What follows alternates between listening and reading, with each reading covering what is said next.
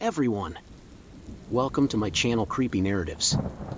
Today, I'm thrilled to share more spine-chilling stories that have actually happened to me and others who have experienced these so-called creepy scenarios.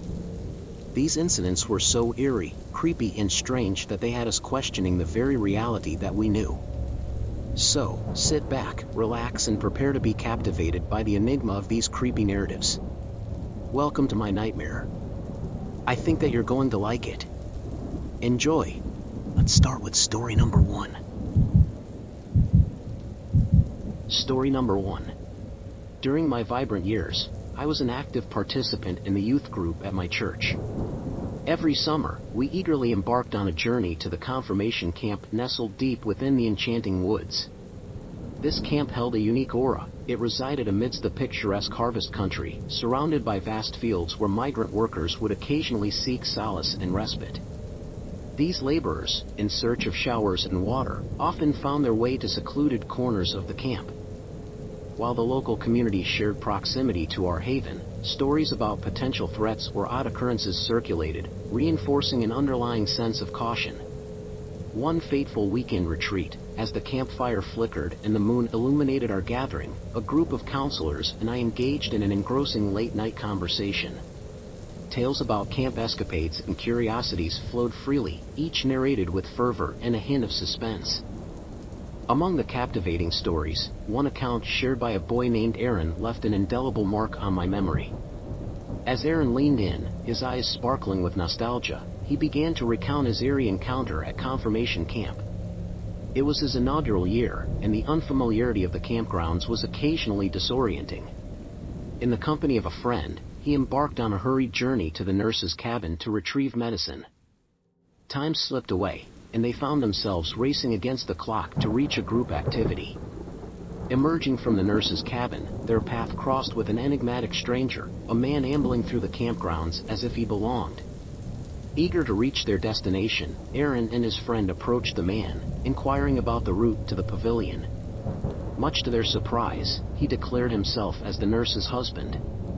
Intrigued, I probed further, inquiring about the man's appearance. Aaron meticulously described the stranger, tall, bald, and distinguished by a thick mustache. A chill coursed through me as his description strayed significantly from the image of the nurse's husband. I had encountered a man of average height, graying hair, and a clean-shaven countenance. With rapt attention, we hung on to Aaron's every word as he continued to unravel his unsettling tale. The mysterious man, armed with a flashlight, graciously offered to guide the duo to the pavilion, a gesture that seemed benevolent, albeit curious, considering the man's appearance far from the nurse's descriptions. The trio ventured deeper into the woods, following the trail illuminated by the man's flashlight. However, fate took a sinister turn when the light suddenly dwindled and extinguished, leaving them shrouded in inky darkness. Panic gnawed at them, and their initial trust in the stranger wavered. A collective decision was reached, a retreat back to the safety of the camp to seek guidance from an authorized leader.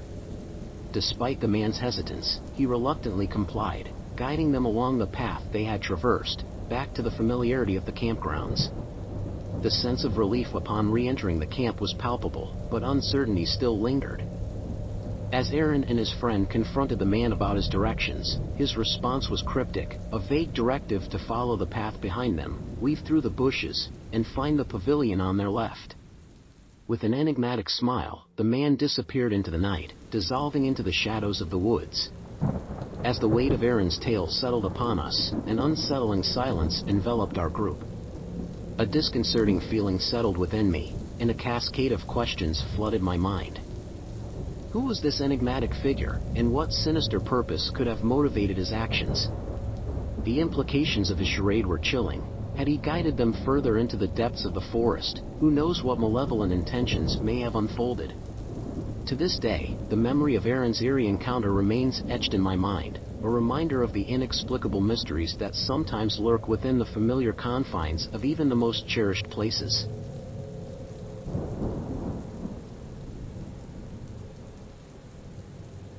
Let's go to story number 2. Story number 2. Growing up in the heart of rural southwestern Ontario, in a charming town named Tillsonburg, has always meant embracing the simplicity and quirkiness of a small, close-knit community. Surrounded by the tobacco belt, my town was a picturesque blend of tranquil landscapes, Carolinian forests, and quaint neighborhoods. However, beneath the idyllic facade, there lurked an aura of peculiarity and isolation, nurtured by the unique tales and oddities that became an integral part of life in this sleepy corner of the world. While the physical isolation wasn't extreme, the mental remoteness that often characterized rural living was unmistakable. Here, time seemed to move at its own pace, while stories and superstitions took root and flourished, echoing through generations like whispered secrets.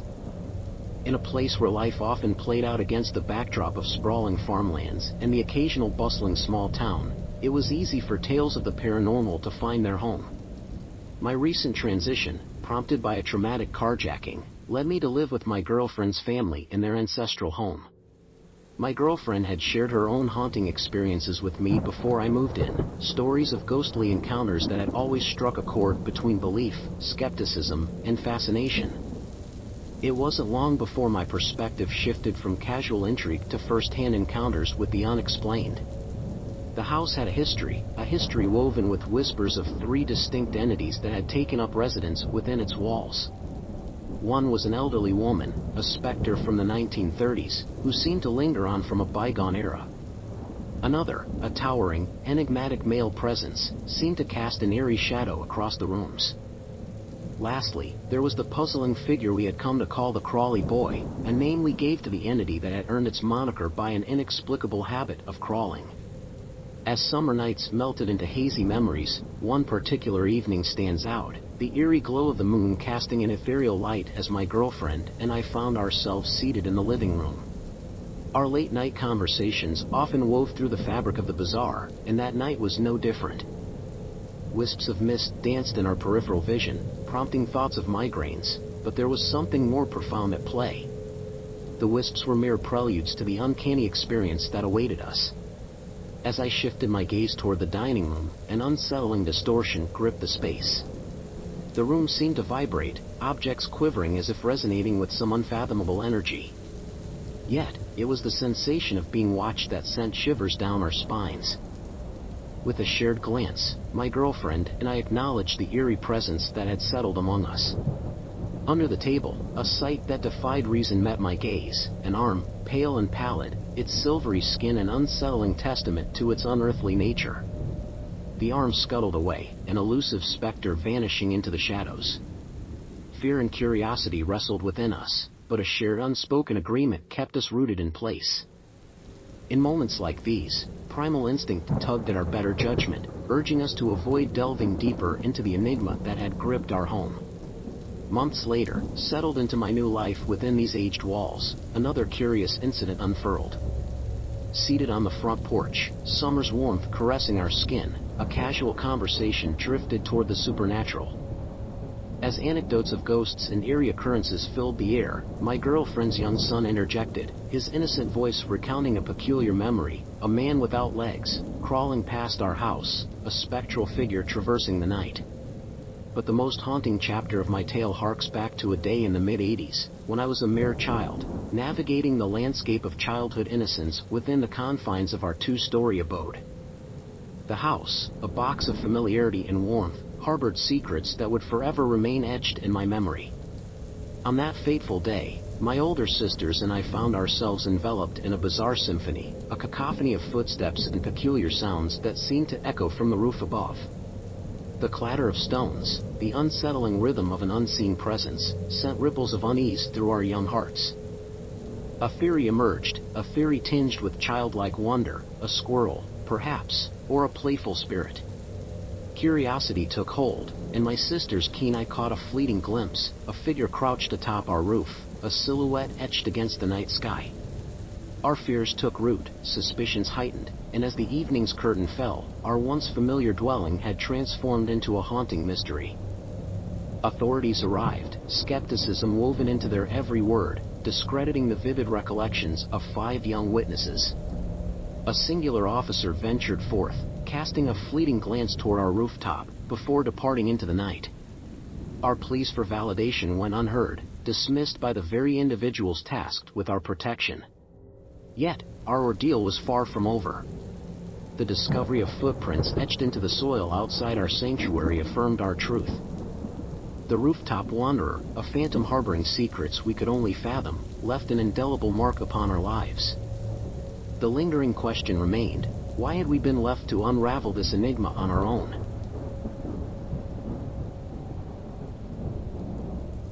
Are you ready for story number 3? Story number 3. An unsettling invitation. During the summer of my 22nd year, a new chapter began as my boyfriend and I embarked on a journey into adulthood, moving into our very first apartment together.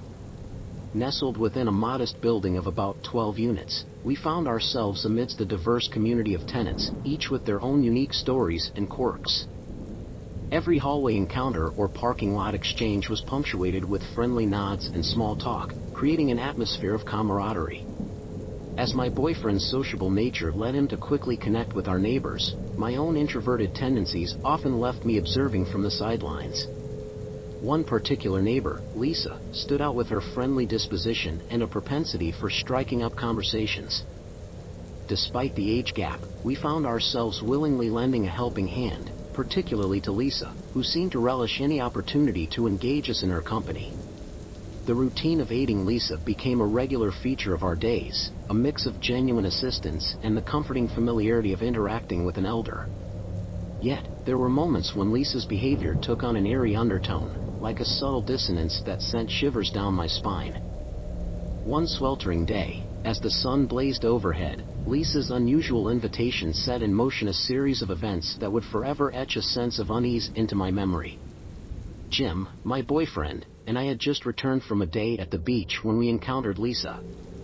She greeted us with a cheerful demeanor, despite the scorching weather, and extended an unexpected dinner invitation. Lisa's intention to share a meal with us in the company of her visiting brother felt strangely surreal. Her mannerisms, usually marked by eye contact and animated conversation, took a disconcerting turn as she avoided our gaze and seemed preoccupied by an unseen presence. Though my intuition nudged me toward declining the offer, a sense of obligation and curiosity compelled us to accept. As evening descended, a mixture of anticipation and dread washed over me. The prospect of dinner with Lisa and her enigmatic brother invoked a torrent of emotions, each vying for my attention. As we arrived at Lisa's apartment, an ominous scent permeated the air, a discordant blend of decay and mildew that assaulted my senses. Suppressing a gag, I attributed the odor to the summer heat and the building's antiquated infrastructure. My boyfriend and I exchanged glances, the unspoken apprehension echoing in our eyes. Expecting a human guest, we were met with an unsettling sight, an orange cat perched on an armchair, the sole inhabitant of the room. Lisa's introduction to her brother was accompanied by a wave of discomfort that rippled between Jim and me. The possibility of a stroke surfaced as we attempted to decipher Lisa's cryptic behavior, and I exchanged a wordless understanding with Jim. Our conversation with Lisa took a disconcerting turn, as her gaze seemed to fixate on an invisible presence beyond us. Her insistence on maintaining eye contact with the unoccupied space fueled a growing sense of unease. A barrage of explanations danced at the periphery of our thoughts, each vying to provide a rational explanation for Lisa's enigmatic behavior. My attempts to shift the focus toward her well-being, amid the stifling heat, yielded responses that were both familiar and unnerving. Lisa's demeanor veered between normalcy and unsettling peculiarity, a dichotomy that intensified the perplexing atmosphere. With every interaction, my unease deepened, and the boundary between concern and trepidation grew increasingly thin.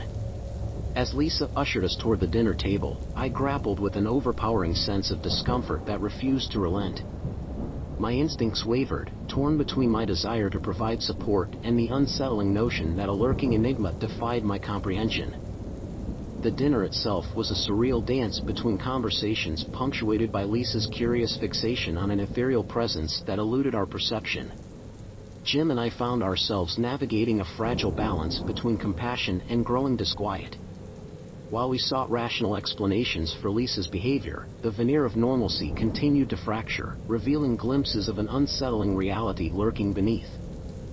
Our evening unfolded amidst a tapestry of unease, leaving us to grapple with a web of emotions and questions that lingered long after the final course had been served. Let's continue with story number 4. Story number 4. The mysterious rooftop figure.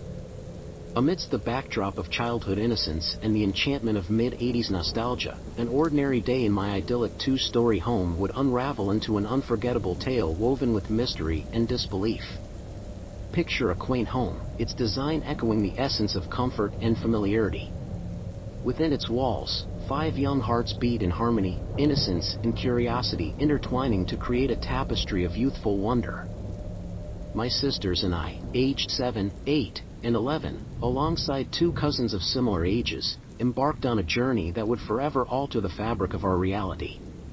In the heart of summer, beneath the sun's warm embrace, a symphony of peculiar sounds resonated from above, a rhythmic cadence of footsteps and an inexplicable cascade of stones, each note igniting our imagination. The orchestrator of this otherworldly concert was unseen, hidden atop the roof that sheltered us. Speculations and theories rippled through our collective thoughts, an array of possibilities reflecting the boundless creativity of young minds. A squirrel's antics or an ethereal visitor, our minds painted intricate scenes, bridging reality and the fantastical. Astonishingly, our musings materialized into reality as my older sister extended an invitation to embark on an investigative mission. Emboldened by curiosity, she beckoned 2 companions, eager to venture across the street to a corner store, seeking a vantage point that would either validate or dispel the elusive rooftop wanderer's existence. The trio embarked on their mission, traversing the terrain with youthful exuberance and curiosity that defied the mundane. As the store's sign came into view, curiosity fueled their decision to turn around, casting their gaze skyward in anticipation of an extraordinary revelation. The sight that greeted their eyes would forever be etched into memory, an enigmatic figure, perched atop our roof, silhouetted against the endless canvas of the sky. The scene was reminiscent of an 80s film, a mysterious character that would have been at home within the frames of a surreal dream. Our return to the sanctuary of our home marked the inception of a puzzling chapter, an unfolding enigma that elicited both fear and fascination. Whispers of an uninvited rooftop guest reached our ears, a phantom presence that stirred the hearts of young girls and ignited conversations punctuated by both awe and uncertainty. The rhythm of life carried us forward, ushering us into the realm of the unknown. Yet, our voices were muted as our story intersected with a realm far beyond our grasp. In a twist of irony, our pleas for validation were met with skepticism, the very keepers of our safety dismissing the improbable tale we sought to unravel. In the aftermath of that unforgettable day, we remained haunted by unanswered questions. The rooftops held their secrets close, concealing the identity and motives of our fleeting visitor. A sense of vulnerability seeped into our lives, casting a shadow over our once familiar abode. While time has woven the threads of years into the tapestry of our lives, that singular moment, suspended between the ordinary and the extraordinary, remains imprinted upon our collective memory. The rooftop figure, a specter that defied explanation, serves as a testament to the inexplicable mysteries that thread through the fabric of our reality, forever capturing the essence of a childhood enigma.